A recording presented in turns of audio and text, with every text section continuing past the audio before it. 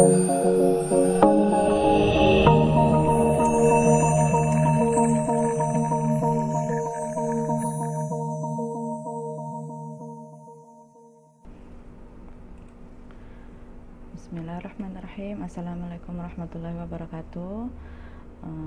Pada video kali ini saya selaku pengajar mata kuliah pengelolaan proyek sistem informasi akan menerangkan mengenai pengenalan project management dan project life cycle.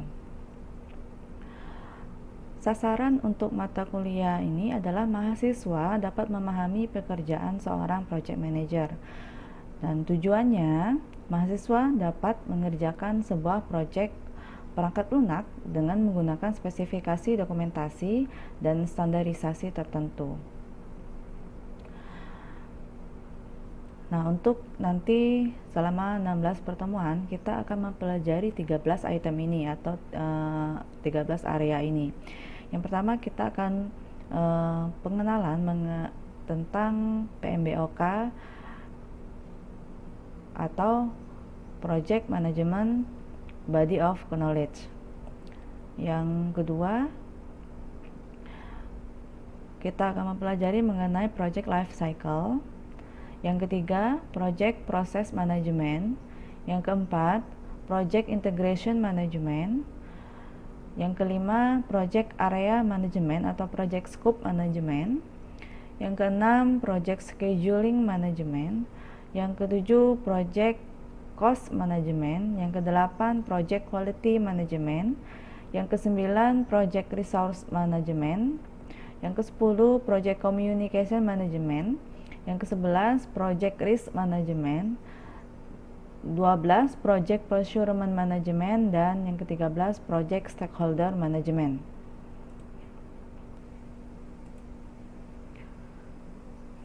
Nah, apa itu PMBOK? PMBOK adalah kepanjangan dari Project Management Body of Knowledge. Nah, ini merupakan standar yang dikenal untuk profesi project management. Nah, PMBOK ini juga bisa disebutkan sebagai dokumen formal yang menguraikan norma-norma yang dibentuk, metode-metode, proses-proses, dan praktek-praktek sebagaimana dengan profesi-profesi lain seperti hukum, pengobatan, akuntansi. Nah, hukum, pengobatan, akuntansi punya dokumen formalnya. Begitu juga dengan profesi project management. Mempunyai dokumen formal yang dinamakan dengan PMBOK. Jadi itu standar yang dipakai seluruh profesi project management, ya. Dan sekarang PMBOK ini sudah ada versi ke-6, ya, setelah diperbaharui. Nah, kalau kita belajar mata kuliah pengelolaan proyek informasi, kita akan belajar mengenai proyek. Nah, kita harus mengenal dulu apa itu proyek. Nah, proyek adalah suatu usaha sementara yang dilaksanakan untuk menghasilkan suatu produk atau jasa yang unik. Nah, suatu usaha sementara. Sementara berarti tidak berkelanjutan dan tidak selamanya. Berarti nanti ada batasan awal dan batasan akhir, ya. Terus yang dihasilkannya produk atau jasa, atau dua-duanya produk dan jasa. Yang unik berarti belum ada sebelumnya. Output dari proyek itu ada 3 macam. Yang pertama, produk yang menjadi komponen item lain, ya. Dia bisa menjadi input untuk komponen yang lain, atau juga bisa jadi item akhir dengan sendirinya dan tidak bisa diolah lagi, ya. Terus yang kedua, output dari proyek itu bisa jadi adalah suatu kemampuan untuk melaksanakan satu layanan atau satu fungsi bisnis yang mendukung produksi ataupun distribusi. Yang ketiga, output dari proyek ini bisa jadi dokumen atau hasil atau deliverables, seperti satu proyek riset yang mengembangkan pengetahuan yang dapat digunakan untuk menentukan apakah satu kecenderungan yang hadir atau satu proses baru akan bermanfaat bagi masyarakat.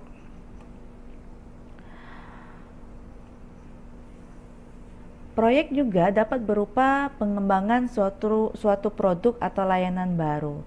Jadi ada produk bisa dikembangkan, ya. Itu juga bisa dijadikan merupakan proyek. Atau mengakibatkan satu perubahan di dalam struktur susunan kepegawaian atau gaya dari suatu organisasi. Selanjutnya, mengembangkan atau memperoleh satu sistem informasi yang dimodifikasi atau yang baru. Jadi kita membuat satu sistem informasi yang dikembangkan atau dimodifikasi, atau kita membuat sistem informasi yang baru. Selanjutnya, membangun sebuah bangunan atau infrastruktur. Selanjutnya, menerapkan satu prosedur atau proses bisnis baru, dan lain sebagainya. Apa sih perbedaan proyek dan kegiatan operasional? Nah, bisa kita lihat ada beberapa perbedaan antara proyek dan yang namanya kegiatan operasional. Yang pertama itu unik. Proyek itu unik atau spesifik. Tadi sudah disebutkan bahwa proyek adalah usaha sementara yang menghasilkan barang atau jasa yang bersifat unik atau spesifik, ya. Sedangkan kalau kegiatan operasional itu sifatnya rutin, setiap hari itu saja, ya. Perbedaan yang kedua yaitu proyek memiliki awal dan akhir. Ada batasannya, makanya disebutkan usaha sementara. Ada batasan awal dan batasan akhirnya. Ada tanggal awal, ada tanggal akhirnya. Sedangkan kalau operasional itu continue. Sampai dari perusahaan itu dibuka sampai dengan perusahaan itu ditutup. Ya, itu continue. Terus kalau proyek itu membawa misi perubahan. Baik itu perubahan dalam bentuk produk, hasil akhirnya, ataukah layanannya, ataukah struktur organisasinya, dan lain sebagainya, ya. Sedangkan kalau operasional itu misinya kesinambungan, harus berkesinambungan dari awal berdirinya perusahaan sampai dengan tutupnya perusahaan. Selanjutnya, sumber daya dalam proyek itu temporer atau sementara. Jadi hanya dipakai pada saat proyek itu berlangsung, ya. Kalau operasional itu sumber dayanya permanen. Pegawai itu akan dipekerjakan dari awal dia bekerja, diterima dengan perusahaan tersebut sampai dengan nanti dia di PHK, dipecat, atau sampai dengan perusahaan itu ditutup. Selanjutnya, perbedaan berikutnya adalah fokus pada efektivitas. Efektivitas berarti masalah waktu, ya. Makanya proyek itu tidak mempersalahkan masalah biaya. Seperti yang kita ketahui bahwa yang namanya proyek pasti duitnya atau budgetnya besar, ya. Terus kalau operasional itu fokusnya efisiensi. Ya, efisiensi kalau kita berbicara masalah budget biaya, ya. Terus perbedaan yang terakhir yaitu kalau yang namanya proyek itu penugasan sumber daya manusianya itu berdasarkan sasarannya, ya. Sedangkan kalau kegiatan operasional itu penugasannya sesuai peran atau fungsinya, ya.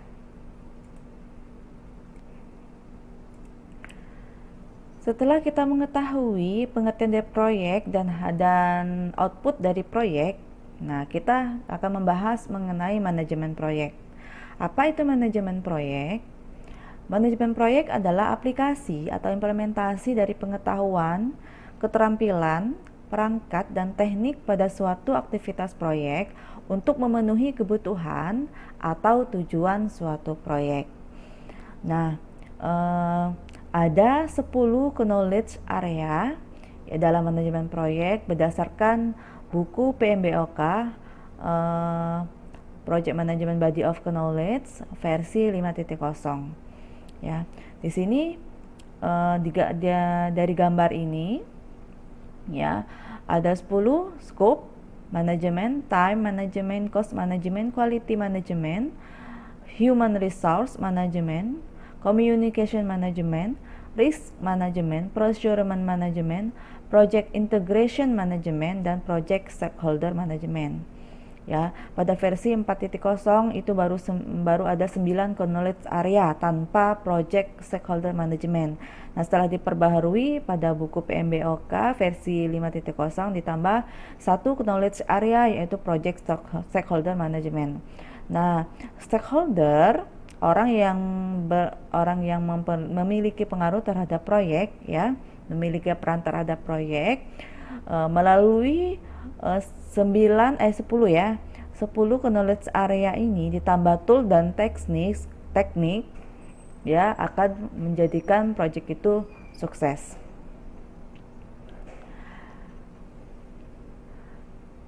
Nah, ada 3 faktor pembatas dalam manajemen proyek. Yang pertama scope, time, dan cost. Scope ini lingkup atau batasan. Kita harus tahu batasan proyek atau lingkup dari proyek, sejauh mana ya, sejauh mana proyek itu akan dikerjakan.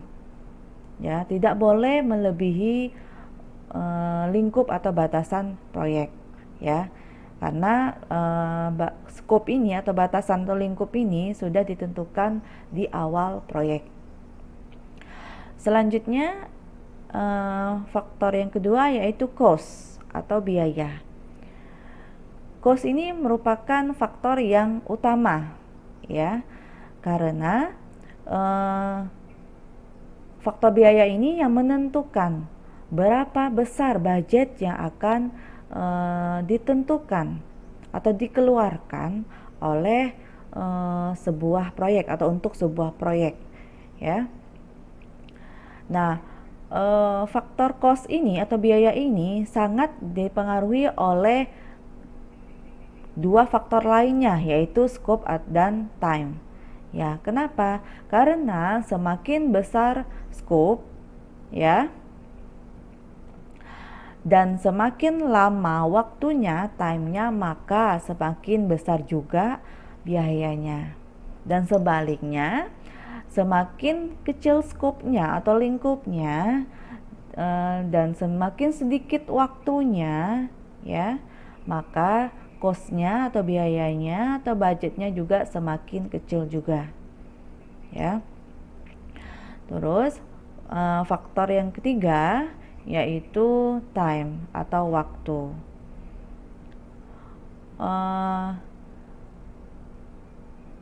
Faktor waktu ini adalah menentukan seberapa lama waktu yang ditentukan untuk menyelesaikan proyek. Ya. Kadang-kadang ya, proyek itu dipaksa untuk selesai pada waktu tertentu, ya. Padahal pekerjaannya banyak. Maka biayanya pun akan membengkak, ya.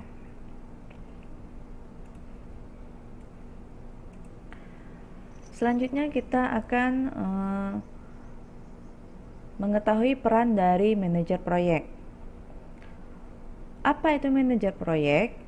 Nah, manajer proyek adalah seseorang yang ditunjuk atau ditetapkan untuk bertanggung jawab terhadap kegiatan keseharian atau day-to-day pengelolaan proyek untuk kepentingan organisasi. Jadi, manajer proyek ini ditunjuk atau ditetapkan yang nantinya bertanggung jawab terhadap keseharian selama proyek itu berlangsung. Peran dari seorang manajer proyek adalah terpisah dari seorang manajer operasi atau manajer fungsional. ya. Karena tadi apa? Karena proyek itu mempunyai batasan awal dan batasan akhir. Jadi manajer proyek hanya bertugas selama proyek itu berlangsung. Sedangkan kalau manajer operasi atau fungsional itu selama perusahaan itu berdiri. Nah, itu bedanya. Nah, menurut buku PMBOK ya, bahwa peran manajer proyek ini dia harus memiliki pengetahuan mengenai project management. Nah, aplikasi mengenai knowledge area, standarisasinya seperti apa, dan regulasi atau aturan mengenai manajemen proyek itu seperti apa. Terus dia harus mengerti mengenai project management atau mengerti mengenai lingkungan proyek. Terus seorang manajer proyek juga harus memiliki pengetahuan dan skill, kemampuan tentang manajemen umum, dan dia harus juga memiliki interpersonal skill yang bagus.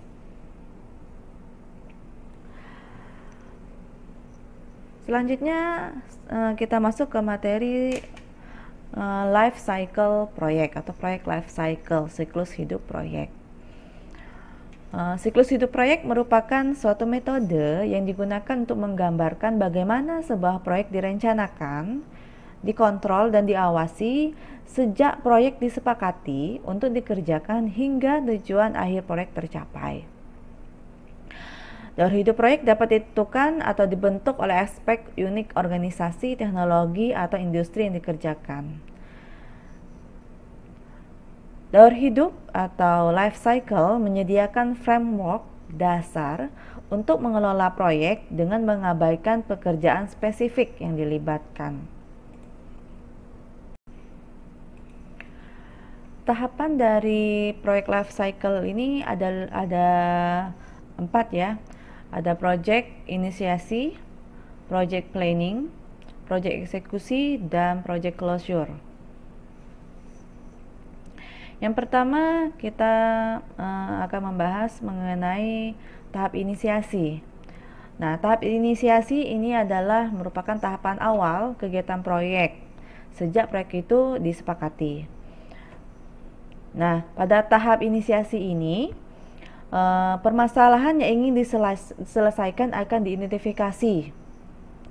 Terus beberapa pilihan solusi atau alternatif untuk menyelesaikan permasalahan tersebut juga didefinisikan.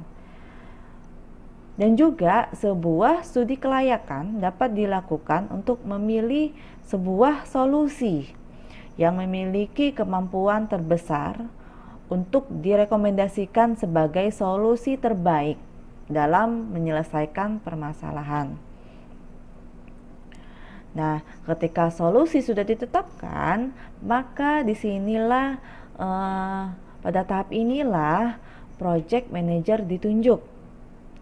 Sehingga nanti setelah project manager ditunjuk, tim proyek juga bisa dibentuk oleh project manager.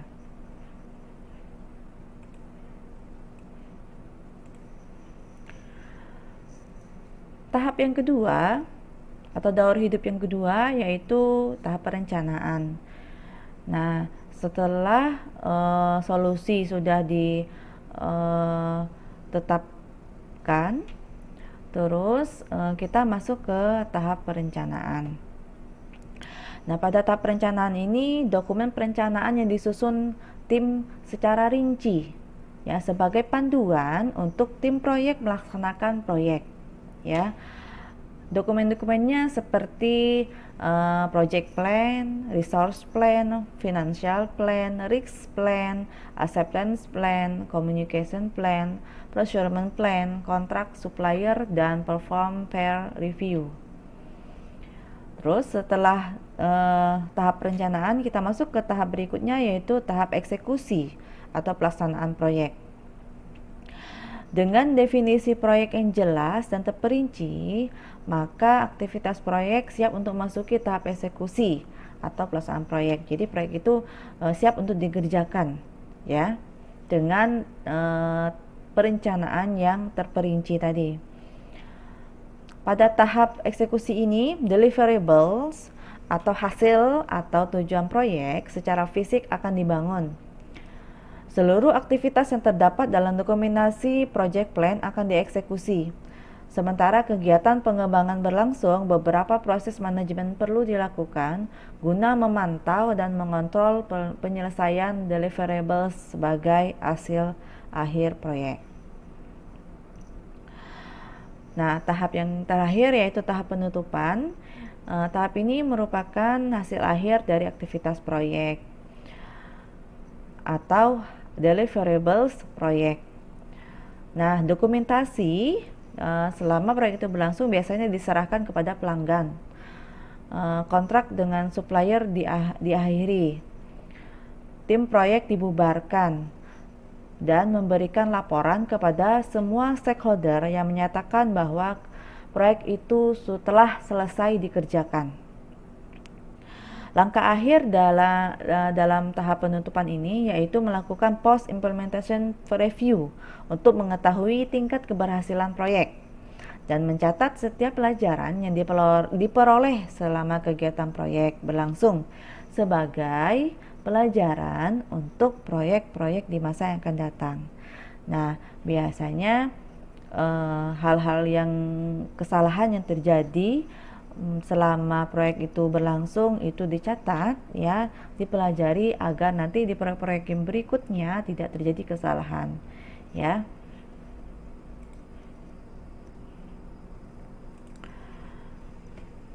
Berikutnya karakteristik daur hidup proyek. Nah, ini adalah struktur daur hidup proyek, ya. Mau itu proyeknya besar, kecil, sederhana, kompleks atau lain sebagainya, ini tetap seperti ini struktur daur hidupnya. Yang pertama itu memulai proyek, yang kedua mengorganisasi dan menyiapkan, terus menyelesaikan pekerjaan proyek, dan yang terakhir menutup proyek. Begitu terus daur hidupnya, ya, sampai dengan proyek itu selesai.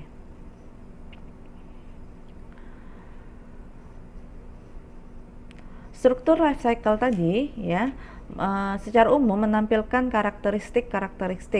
Yang pertama, tingkatan-tingkatan susunan kepegawaian dan harga yang rendah pada saat start mencapai puncak ketika pekerjaan dilaksanakan dan turun dengan cepat ketika proyek berakhir, ya. Jadi susunan kepegawaian dan harga yang rendah pada saat memulai proyek, dan dia akan mencapai puncak apabila pekerjaan itu dilaksanakan atau proyek itu sudah dilaksanakan, dan otomatis akan turun ketika proyek itu berakhir. Terus pengaruh stakeholder, resiko dan ketidakpastian terbesar terjadi pada awal proyek. Pasti, ya, karena pada awal proyek itu kita baru menentukan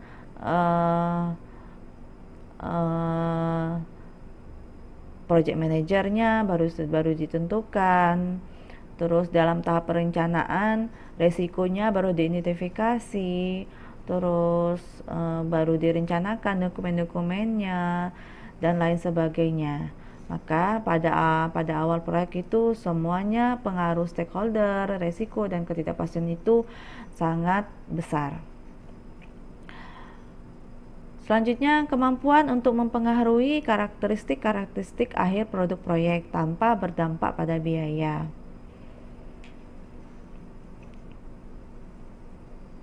Nah, ini grafiknya tadi yang sudah dijelaskan bahwa pengaruh di sini terlihat bahwa pengaruh stakeholder, risiko dan ketidakpastian itu sangat tinggi di awal, ya, dan otomatis akan menurun pada akhir proyek, ya.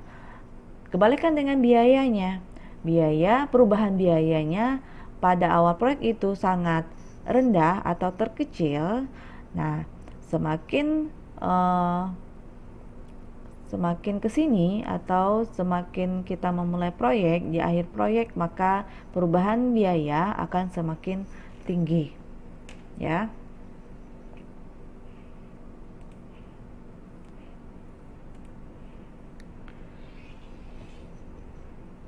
Tahapan proyek. Tahap-tahap proyek dilaksanakan secara berurutan dari mulai awal sampai dengan akhir. Tetapi bisa juga terdapat overlap dalam beberapa situasi proyek.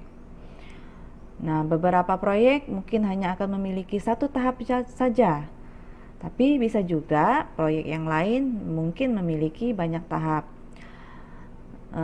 Ada 3 jenis hubungan antar tahapan proyek. Yang pertama ada hubungan sekuensial, yaitu sebuah tahap hanya dapat start sekali. Tahap sebelumnya adalah melengkapi. Kita lihat gambarnya. Nah, di sini ada gambar proyek satu tahap, ya, hanya satu tahap, yaitu dari inisiasi, planning, eksekusi, closing, ya, dan monitoring. Jangan lupa, hanya ada satu tahap saja, ya. Terus hubungan yang kedua yaitu hubungan overlapping. Tahap start sebelum penyelesaian tahap sebelumnya. Nah, kita lihat gambarnya. Overlapping. Jadi tahap pertama ini dari inisiasi, planning, monitoring, eksekusi sampai closing itu belum selesai, tapi sudah dimulai lagi dengan ini desain fase, ya. Ini desain fase. Belum selesai desain fasenya, tahapan desain fasenya di overlapping lagi oleh tahapan construction, ya, mulai dari inisiasi, planning, monitoring, executing sampai dengan closing, ya. Ini overlapping namanya. Tahapan ini belum selesai tapi dimulai lagi oleh tahapan berikutnya. Terus hubungan yang ketiga yaitu hubungan iteratif, yaitu hanya satu tahap yang direncanakan di setiap waktu, dan perencanaan untuk tahap berikutnya dilaksanakan ketika pekerjaan pada suatu tahap sedang dieksekusi. Nah, ini contoh proyek dengan 3 tahap. Ini facility decommissioning, tahap yang pertama, terus waste removal atau clean up, ini tahap yang kedua, terus tahap yang ketiga landscaping, ya.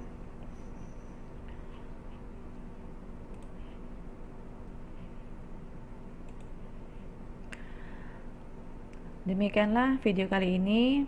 Apabila ada kekurangan, saya mohon maaf, dan kepada Allah saya mohon ampun.